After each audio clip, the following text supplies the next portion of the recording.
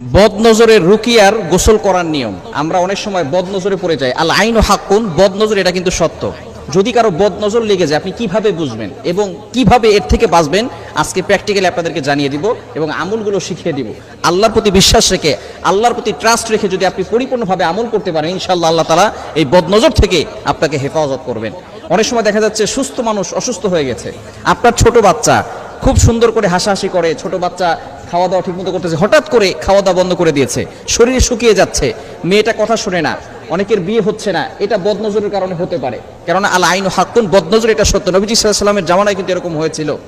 এক সাহাবী গোসল করতেছিলেন, হঠাৎ করে তার পাশ দিয়ে আরেকজন সাহাবী যাচ্ছিলেন, সেই সময় তিনি শুধু তার দিকে তাকিয়েছেন, সাথে সাথে সে বেহুশ হয়ে পড়ে গিয়েছে। এরকম ঘটনা ঘটেছে। নবী সাল্লাল্লাহু আলাইহি ওয়াসাল্লাম জানিয়ে দিয়েছেন আল আইনু হাক্কুন, বদনজর এটা সত্য। এখন এই বদনজর যদি আপনার ভিতরে থেকে থাকে, আপনার খেতে ভালো লাগে না, অসুস্থ হয়ে যাচ্ছেন, দিন দিন শুকিয়ে যাচ্ছেন, কোনো কাজে ভালো লাগে না, ব্যবসায় লস হয়ে যাচ্ছে, বিভিন্ন ধরনের সমস্যা আমাদের ভিতরে থাকে, বিশেষ করে স্বামী স্ত্রীর ভিতরে ঝগড়া লেগে থাকে। এই বদনজর যদি আপনি কাটাতে চান, কি করবেন? আপনি প্রথমে একটা বালতি অথবা একটা পাত্র নেবেন, অথবা গামলা হলেও হয়, সেখানে আপনি পানি নিয়ে, পবিত্র পানি নেবেন, আপনি নিজে অজু করে নেবেন। অজু করে আপনি 2 হাত সেই পাত্রের ভিতরে রাখবেন, পানির ভিতরে রাখবেন। রাখার পরে আপনি 7 বার দুরূদ শরীফ পড়বেন। যে কোনো দুরূদ পড়লে হবে, তবে দুরূদ ইব্রাহিমটা পড়বেন, যেটা আমরা নামাজের ভিতরে পড়ি, এটা 7 বার পড়বেন।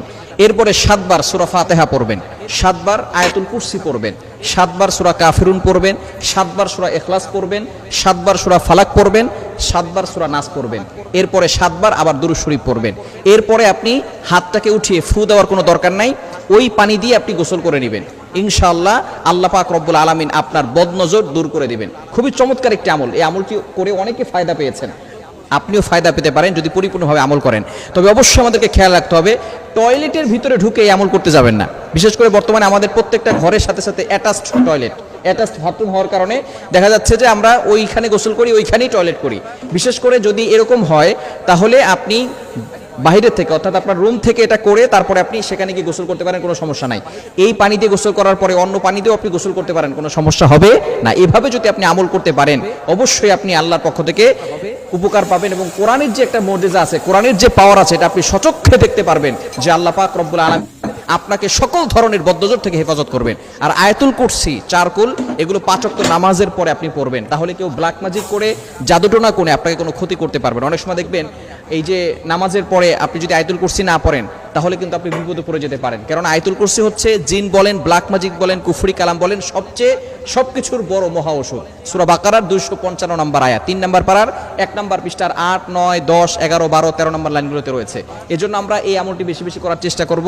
5 ওয়াক্ত নামাজের পর আয়াতুল কুরসি পড়ব এবং বিশেষ করে ঘুমানোর সময় অজু করে ঘুমাবো আর আয়াতুল কুরসি, 4 কুল, সূরা বাকারার শেষ 2 আয়াত, এগুলো পড়ে ঘুমালে ইনশাআল্লাহ আল্লাহ পাক রব্বুল আলামিন সকল ধরনের দুষ্ট জিন বলেন, দুষ্ট মানুষ বলেন, সকল ধরনের এই দুষ্টমি থেকে আল্লাহ তাআলা আপনাকে হেফাজত করবেন।